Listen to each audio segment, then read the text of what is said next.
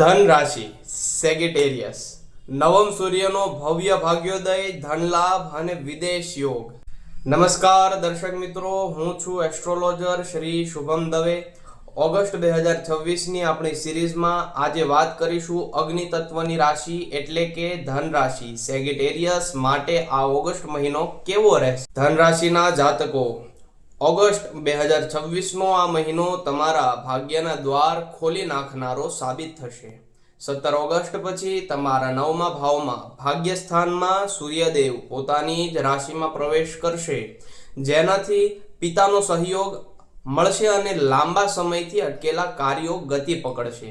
જો તમે વિદેશ જવા ઈચ્છતા હોવ કે હાયર સ્ટડીઝ માટે પ્રયત્ન કરતા હોવ તો સફળતાના પ્રબળ યોગ છે.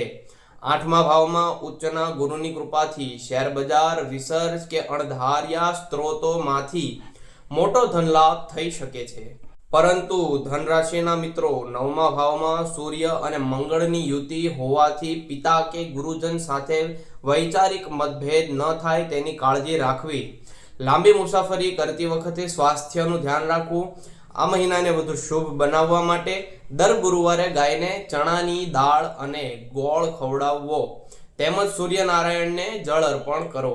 ધન રાશિના મિત્રો, આ ઓગસ્ટ મહિનો તમારું ભાગ્ય ચમકાવવાનો છે.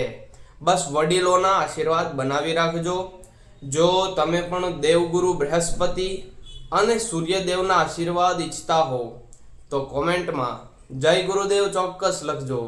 વિડીયોને લાઈક કરી તમારા ગ્રુપમાં શેર કરજો અને આવી સચોટ ભવિષ્યવાણી માટે અત્યારે જ પ્રોફાઇલને ફોલો કરી લો. જય માતાજી.